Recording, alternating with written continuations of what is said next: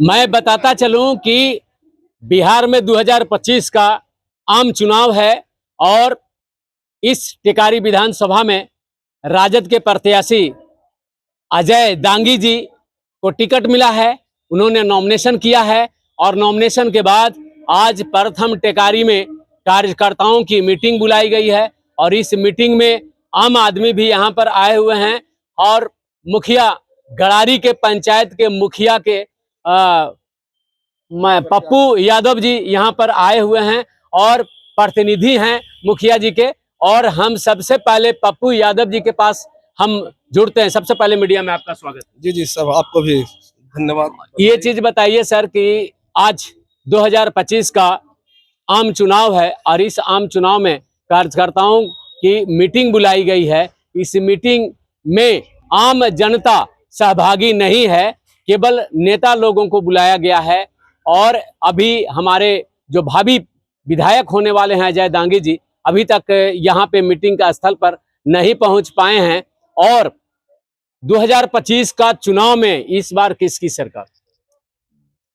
विधायक जी अभी क्षेत्र भ्रमण में है, वो आने वाले हैं और ये मीटिंग जो है सो खास करके महागठबंधन के जितने भी घटक दल हैं वो सभी के कार्यकर्ताओं का जो आपसी समन्वय है, किस प्रकार से जा करके गली गली में मोहल्ला में जा करके पंचायत स्तर पर हो, प्रखंड स्तर पर हो, वार्ड स्तर पर हो, हर किसी को किस प्रकार से कैसे समझाना है, मेहनत करना है। जो वो फेंकू सरकार जो चल रहा है, जो सिर्फ फेंक रहा है और लोगों को लुभाने का जो काम किए हैं, उसको प्रति में हम लोग को भी किस प्रकार से काम करना है। महिलाओं को, नौजवान साथी को अपना पक्ष में वोट लाना है, बताना है कि हमारा नेता क्या क्या देने वाले हैं। अगर सरकार हमारी महागठबंधन की बनती है, मुख्यमंत्री तेजस्वी प्रसाद यादव जी अगर बनते हैं तो क्या क्या देंगे। इससे पहले हमारे गरीबों के मसीहा लालू प्रसाद यादव जी क्या क्या गरीबों के लिए किए हैं। इस प्रकार से इसी के लिए ये सभा बुलाई गई है, मीटिंग रखा गया है कि आप लोग निचला स्तर पर जाकर के बूथ लेवल पे हर एक व्यक्ति से संपर्क कीजिए और अपने नेता के विचारों को उनके दिल दिमाग में रखिए, बैठाइए, उनको समझ में आना चाहिए। क्योंकि देख रहे हैं कि जब से तेजस्वी जी ने घोषणा किया उसके बाद नकलची सरकार उनके घोषणा को रिपीट कर रहे हैं और इनको वोट को तोड़ने मरोड़ने का काम किया जा रहा है। महिलाओं को जैसे पैसा दे देना, वृद्धा पेंशन बढ़ा देना, तो क्या कहते हैं कि से बिजली बिल माफ कर देना, तो ये सारा घोषणा हमारे माननीय तेजस्वी प्रसाद यादव जी का था। लेकिन ये नकलची सरकार जो है उन्हीं को घोषणा को रिपीट कर रही है। तो हम लोग को वोटर के पास जा करके और इस चीज को समझाना है। और देखिए नौजवान जितना भी है, 2020 में जब तेजस्वी जी अपना मैनिफेस्टो में लाए थे कि अगर हमारी सरकार बनती है तो हमारा पहला कलम से 10 लाख नौजवानों को हम नौकरी देंगे।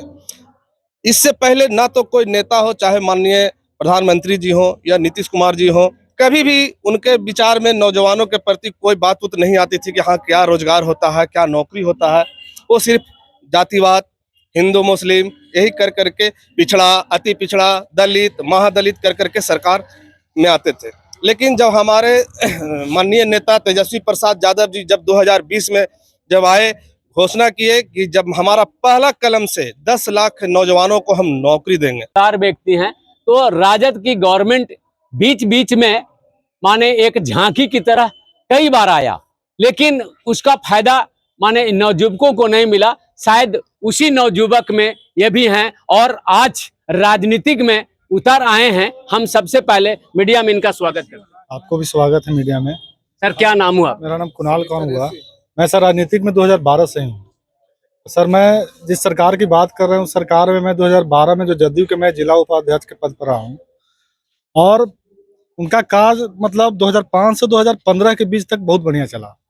अब 15 से उनका जो भी चला है कार्य, तो वो कार्य नहीं चला रहे हैं। उनका मानसिक संतुलन जो भी है सारा चीज खो बैठे हैं। और जो 20 में चुनाव हुआ महागठबंधन का, जो तेजस्वी जी ने अनाउंसमेंट किया था 10 लाख नौकरी का, आज मतलब सरकार भी नहीं बन पाई तेजस्वी जी का। और फिर बीच में गठबंधन हुआ माननीय मुख्यमंत्री जी के साथ, और जब गठबंधन हुआ तो 17 महीने में जो तेजस्वी जी ने कर दिखाया वो 17 साल में नीतीश कुमार जी ने नहीं कर दिखाया। उस कार्य को हमने देखते हुए जदयू छोड़ा था। एक चीज बताइए, क्या नाम बताया आप? कुणाल कुमार। कुणाल जी, एक चीज बताइए, मैं अब सबसे बड़ा सवाल करना चाहता हूं कि सरकार, जैसे एक छोटा मोटा आप घर का मालिक हैं, अब आपका अच्छा काम करे छोटा भाई या भतीजा, तो क्या उसका श्रेय आपको जाता है कि भतीजा को जाता है? उसका कार्य तो भतीजा को जाएगा। अगर एक चीज बताते हैं, हम आपको सिंपल में एक उदाहरण दे रहे हैं। जैसे मेरा भाई है, चाहे पिताजी हैं, चाहे चाचा हैं, अगर कोई कार्य अगर पिताजी नहीं कर सके, उनका बेटा कर सके, तो नाम तो सबसे पहले बेटा का आता है। पिताजी के थोड़ा ही आएगा, पहले तो बेटा का आएगा, फिर आएगा कि ना कि पिताजी थे, उनका पिताजी हैं। वैसे चाचा के साथ गठबंधन रहा उनका, मगर जो भतीजा ने कार्य कर दिखाया वो चाचा ने करके नहीं दिखाया है बिहार में। चलिए, इस प्रकार से अभी आप देख रहे थे सीधा प्रसारण कुणाल जी से, और हमारे बीच में दो हैं लीडर, और सबसे पहले हम जानेंगे, बहुत सीनियर लीडर रहे हैं, और हम सबसे पहले मीडिया में आपका स्वागत है। अब फास्ट न्यूज को मैं स्वागत करता सबसे हूं। पहले बताइए सर, आप कैसे हैं? हम तो बहुत अच्छे हैं, बहुत ठीक-ठाक अच्छे हैं। ये मुरेठवा का कहा था? घुट घुट करके हम लोग जी रहे हैं। अच्छा, घुट घुट के जी रहे हैं, यानी घुट घुट के जीने से अच्छा है कि एक बार मर जाए। यानी इनका कहना है कि घुट घुट के जीने से अच्छा है कि मने मरिए जाने में फायदा है, तो मरिए नहीं, अभी आपको बहुत लंबी उम्र है। आपके चैनल के माध्यम से बताना चाह रहे हैं, पूरे देशवासियों को एक कंसेप्ट देना चाह रहे हैं कि हमारी संख्या 90% है। सर्प जो होता है, गोहमन अति जो होता है, डसता है तो आदमी मर जाता है, और ये भाजपा की सरकार जो है 90% को इस तरह से डस रहा है, इस तरह से जहर फैला रहा है कि घूट घूट के लोग मर रहे हैं। अपने हक अधिकार के लिए वो 10% से हाथ फैला रहे हैं। यह भारत को मैं संदेश देता हूं कि अपने अधिकार को स्वयं 90% जनता खुद समझे, दूसरे के हाथ सामने फैलाए नहीं। चलिए, भारत और बिहार, भारत जात रह गई बात, आपने सबसे बड़ी खबर हम आपको दिखा रहे हैं कि युवा को नौकरी मिला। तो युवा को नौकरी मिला जो उत्तर प्रदेश से, क्या बिहार में बेरोजगारी खत्म हो गई थी जो उत्तर प्रदेश से बुलाया गया? क्या बिहार में युवा का जो बेरोजगार था, वो बेरोजगारी खत्म हो गई थी कि उत्तर प्रदेश के लड़कियों को बुलाया गया, रोजगार दिया ये गया? तो नीतीश कुमार प्रधानमंत्री बनने के चक्कर में यूपी के लोग के बुला लिए हैं। अच्छा, सपना था कि देखिए। हम प्रधानमंत्री बनेंगे, अच्छा, लेकिन नरेंद्र मोदी ने ऐसा हथकंडा नीतीश कुमार पर फेंका कि सपना को चकनाचूर कर दिया। अब बोला कि अगर इधर से उधर हो जाइएगा तो फिर आपका भी हथकड़ी लगने में कोई देर नहीं लगेगा। नीतीश कुमार डरपोक आदमी जाके उसका शरण में बैठ गए। एनडीए का कहना है कि पहले जमीन तब नौकरी। महागठबंधन आज तक यही किया कि मतलब 17 महीने के सरकार में पहले जमीन लिखवाए, एक बाद नौकरी दिया गया। कहाँ कुछ प्रूफ हो रहा है? खाली हम बक देंगे, बकने से तो कोई काम नहीं चलेगा। प्रमाण चाहिए। अगर एनडीए में हम चल जाएंगे तो राजा हरिश्चंद्र हो जाएंगे। आज अगर चल जाएंगे तो राजा हरिश्चंद्र हो जाएंगे, मेरा पर से सब केस माफ हो जाएगा। तो अभी ऐसा न कि एनडीए महागठबंधन की सरकार बनी तो मोदी जी कहे थे कि काला धन वापस लाएंगे, तो आप कौन सा धन बिहार में ला रहे हैं?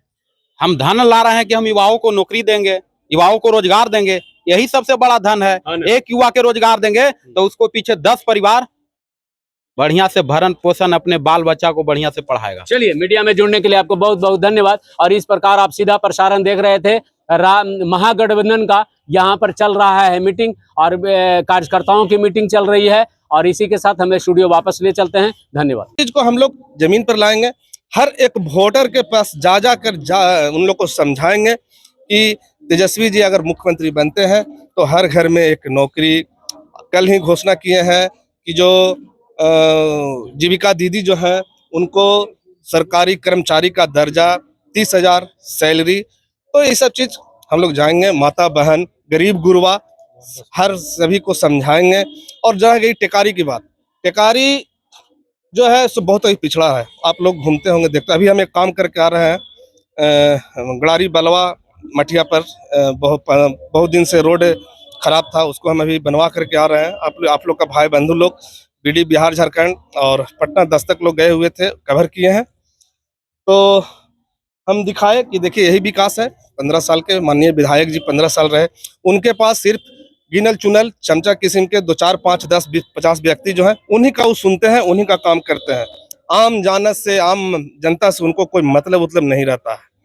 इसी के साथ हम कहेंगे कि माननीय सभी को एकजुट हो करके टिकारी प्रखंड, कोच प्रखंड, जितने भी महागठबंधन के कार्यकर्ता हैं, सब यहाँ से एक शपथ मिशन पर निकले कि हर एक वोटर के पास हम लोग जाएंगे और तन मन धन से सबको समझा करके बूथ पर ले आकर के जब तक हम लोग वोट नहीं चपवा दे तब तक आपकी ड्यूटी समाप्त नहीं होती है। पप्पू जी, यहाँ पर मैं आपको रोक रहा हूँ।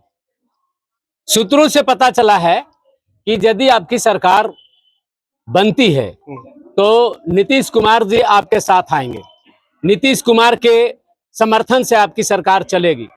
और तो यदि नीतीश कुमार आपके साथ आते हैं उस परिस्थिति में, या पहले भी आए थे, तो उस सत्ता में जो है, जो 10 लाख का प्रॉमिस किए थे, नौकरी रोजगार भी मिला, लोग नौकरी भी कर रहे हैं, वेतन भी पा रहे हैं, लेकिन ऐसी अटकलें लगाई जा रही है कि आज जो 10,000 का झुंझुना जीविका दीदी को थमाया गया, क्या इस खिलौने पर, इस झुंझुने पर क्या जो है आप किस प्रकार से प्रकाश डाल पाएंगे अपने क्षेत्र में? देखिए, हम इस चीज पर बोलेंगे। हाल फिलहाल में अमित शाह आए हुए थे, वो बोल करके गए हैं कि जो 10,000 जो महिलाओं को दिया गया है वो माफ नहीं, उनको पुनः लौटाना होगा, वो बोल करके गए हैं। और रह गई माननीय नीतीश जी का, तो नीतीश जी का जो कार्यकाल है, अब समझ ही रहे, उनका स्वास्थ्य गिरा हुआ है, बूढ़ा बुजुर्ग हो गए हैं, रिटायरमेंट का उनका समय आ गया है। उनका भतीजा तैयार है सरकार चलाने के लिए, कंधा से कंधा मिलाने के लिए। 2020 में हम लोग सरकार में आ गए थे, लेकिन चोरी झिलकटाए कर करके उन लोग जबरदस्ती सरकार में आए हैं। हम लोग 2020 में हम लोग सरकार अपना बना लिए थे, मात्र हमको जैसा जानकारी है कि मात्र 12,000 वोट से पूरा बिहार में महागठबंधन पीछे था। चलिए, मीडिया में आपको जुड़ने के लिए बहुत बहुत धन्यवाद। हमारे बीच में नवयुवक हैं यहाँ पर, और हम इनसे जानना चाहेंगे कि